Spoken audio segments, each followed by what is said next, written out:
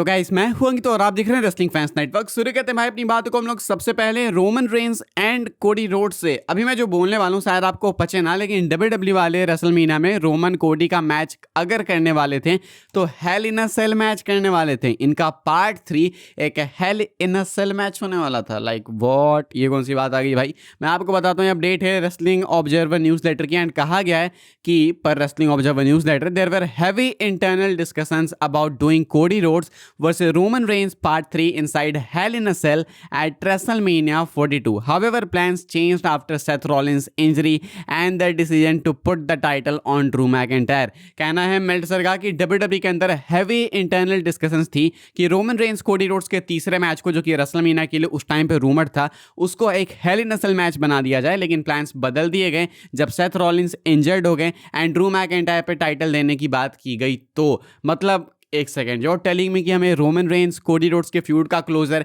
एक हेल इन अ cell match के साथ देखने को मिल सकता था, वो भी रेसलमेनिया 42 में, वो भी अनडिस्प्यूटेड टाइटल के लिए। एंड ये आपने नहीं किया जस्ट बिकॉज आप नहीं चाहते थे कि कोडी इस मैच को हारे। लाइक सीरियसली भाई, इनक्रेडिबल भाई, वाओ वाओ के अलावा तो कुछ बोल ही नहीं सकते हैं। रोमन कोडी की फ्यूड खत्म होनी चाहिए एंड इससे परफेक्ट वे क्या हो सकता है। एक फाइनल क्लोजर आप दे दो भाई रोमन कोडी को एक हेल इन अ सेल मैच में डाल के, मैच भी बहुत अच्छा होता, सब कुछ परफेक्ट होता। लेकिन जस्ट दिस फियर कि कोडी रोड्स हारेगा, रोमन से पिन होगा, इस चीज़ ने भाई ये वाला मैच हमसे छीन लिया। मैं ये नहीं कहता भाई कि कोडी रोड्स रोमन से हारने के बाद रेलेवेंट नहीं रहते, बरी हो जाते, ये वो। अरे भाई उन्होंने भी रोमन को हराया है। लाइक ठीक है, मैं पता है कि दोनों एक दूसरे को हरा सकते हैं, बस अब टाइम था, रोमन जीतना चाहते तो जिता दो भाई। एंड आई थिंक रोमन ने इतना अर्न किया है। एक सिंपल सीधी बात है भाई मेरी कि अगर कोडी रोड्स कह सकते हैं कि मुझे रेसलमेनिया मेन इवेंट करना है, मुझे ऑर्टन को फेस करना है, एंड बस क्योंकि कोडी ने बोला इसलिए मैकइंटायर टाइटल ड्रॉप कर सकते हैं just a month before WrestleMania, कोडी की डिमांड कंप्लीट की जा सकती है। तो रोमन की डिमांड थी कि वो कोडी को रेसलमेनिया में बीट करें,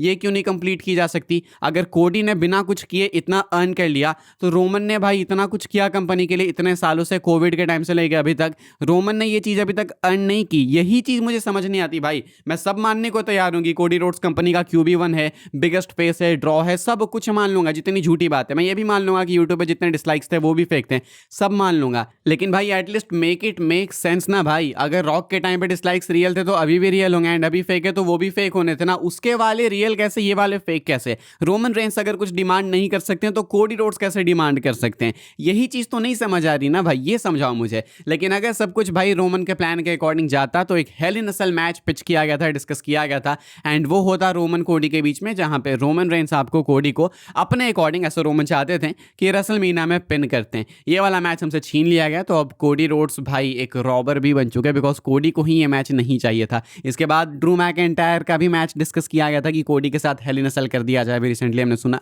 लेकिन वो भी नहीं हुआ। एंड अभी देख लो कि क्या होने वाला है। रैंडी ऑर्टन वर्सेस कोडी is a good match, but still हमें काफी कुछ मिल सकता था। ये गलत टाइम है मुझे लगता है। आगे बढ़ते हैं भाई, हम लोग बात करते हैं अगली अपडेट के बारे में, जो कि है ब्रॉन ब्रेकर को लेके। तो ब्रेकर क्या रेसलमेनिया से पहले क्लियर हो सकते हैं, तो भाई इसको लेके एक पॉजिटिव अपडेट है। ये तो मैं ऐसा नहीं बोलूंगा कि बिल्कुल कॉन्क्रीट मान लो, लेकिन अभी भी एक्सपेक्टेड है कि ब्रेकर रेसलमेनिया से पहले क्लियर हो जाएंगे। ये जो शांति है ब्रेकर के अराउंड, कुछ पता नहीं लग रहा है कि ब्रेकर का क्या चल रहा है क्या नहीं। ये शांति खुद में काफी कुछ इंडिकेट करती है, एंड एक पैटर्न तो देखो नोटिस अब कर लेते हैं। इतने टाइम से WWE आप लोग भी देख रहे हो, आप लोग भी कर ही लेते होगे, सेथ के रिटर्न से पहले यहाँ से साइलेंस हो जाता है जब सेथ रॉलिंस अपनी इंजरी फेक करते हैं या फिर वापस आने वाले होते हैं। तो सेथ का भी तो हमने यही सुना था ना कि रेसलमेनिया के बाद ही वो आएंगे, महीना मिस करेंगे, but he came back and वो डेफिनेटली कंपीट करेंगे। भले कितना बोल लो कि मेडिकली क्लियर नहीं है, वो मेडिकली क्लियर हैं तभी वो आए हैं। सेम केस ब्रेकर के साथ है। एंड बीच में एक अपडेट भी आई थी बॉडी स्लैम की कि WWE वाले अभी भी एक्सपेक्ट कर रहे हैं, होपफुल हैं कि ब्रेकर रेसलमेनिया के टाइम पे क्लियर हो जाएंगे एंड वही फेस करेंगे सेथ को। क्यों मुझे लगता है कि Logan Paul and Austin theory ये तो जे उसो जिमी उसो के अगेंस्ट जाएंगे, और नहीं तो लोगन पॉल का कुछ और हो सकता है। मुझे नहीं लगता कि लोगन पॉल इधर सेथ के साथ में जाने वाले हैं। मुझे लगता है लोगन पॉल किसी सेलिब्रिटी वाले एंगल में इन्वॉल्व होंगे, शायद टॉम ब्रेडी वाले किसी एंगल में। लेकिन इधर सेथ की बात करें तो मुझे लगता है कि पॉल हेमन अभी आएंगे। ऐसा तो नहीं कि हमेशा के लिए बाहर हो गए हेमन आएंगे, महीने से पहले ही रिटर्न करेंगे एंड वो आएंगे ब्रेकर को लेकर, एंड देन मुझे लगता है कि ब्रेकर सेथ की एक क्रेजी फ्यूड आपको देखने को मिलेगी टिल रेसलमेनिया, क्या पता है रेसलमेनिया के बाद भी। एंड इसमें जो भी जीते मुझे लगता है फ्यूड इनकी पोस्ट मेनिया कंटिन्यू होगी। तो अभी भी ब्रेकर एक्सपेक्टेड हैं कि वो रेसलमेनिया से पहले क्लियर हो जाएंगे एंड शायद वो अपीयर हो सकते हैं। आगे बढ़ते हैं भाई, हम लोग बात करते हैं अगली अपडेट के बारे में जो कि जॉनी गार्गेनो को लेके। Johnny Gargano could be leaving WWE. अभी तुमने एक और पैटर्न की बात करते हैं भाई। WWE is now all about patterns, क्योंकि इतनी टाइम की हिस्ट्री हो गई है, कहीं ना कहीं से डॉट्स कनेक्ट हो ही जाते हैं।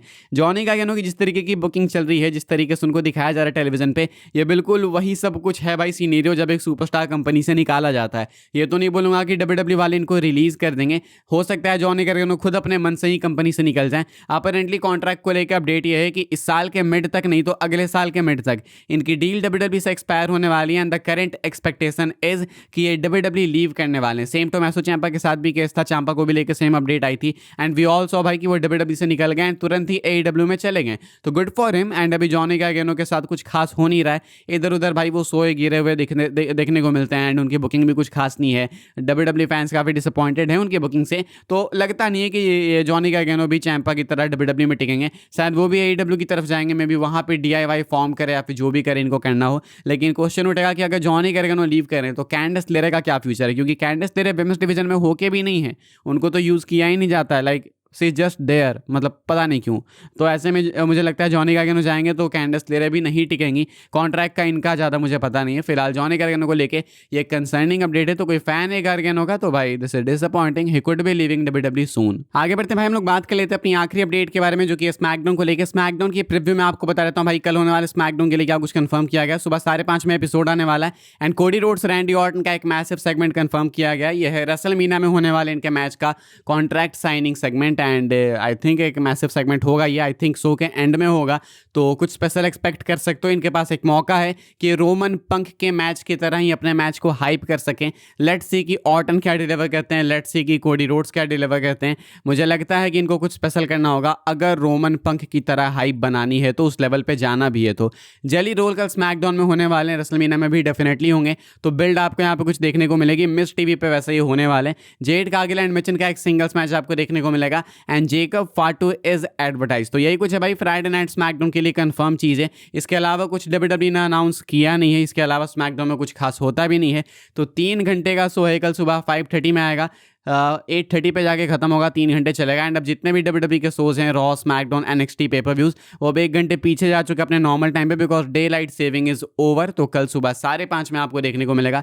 6:30 में उठ के देखना चाहोगे तो 1 घंटा मिस हो जाएगा। 6:30 में ही उठना, 1 घंटा मिस हो जाएगा तो कोई दिक्कत नहीं है। ऐसा नहीं कि कोई हीरे मोती चढ़े स्मैकडाउन में, मस्त आराम से 8:30 में उठना। मैं तो कहता हूँ वीडियो बना दूंगा मैं, कुछ स्पेशल होगा तो कवर कर लेंगे। मुझे लगता है रैंडी कोडी में कुछ तो अच्छा होगा, वो तो कवर करेंगे ही हम लोग। बाकी तो क्या पता कुछ बहुत ही भयंकर हो जाता तो मजे आ जाएंगे। फिलहाल अभी के लिए भाई यही सारी अपडेट्स थी इस वाली वीडियो के लिए। आई होप आपको इन्फॉर्मेशन मिली हो तो वीडियो को लाइक कीजिएगा भाई, शेयर कीजिएगा एंड सब्सक्राइब कीजिएगा चैनल को, ताकि आने वाले टाइम के अंदर आपको और भी सही डब्ल्यूडब्ल्यूई की अपडेट्स वगैरह सबसे पहले देखने को जानने को मिलते रहे। फॉलो कर सकते हैं आप लोग मुझे इंस्टाग्राम एंड ट्विटर पर, लिंक आपको मिलेगी डिस्क्रिप्शन में। ज्वाइन कर सकते हैं व्हाट्सएप चैनल को, उसके भी लिंक है डिस्क्रिप्शन में। मिलूंगा मैं आपसे अगली वीडियो में जल्दी ही, तब तक के लिए goodbye, thanks for watching.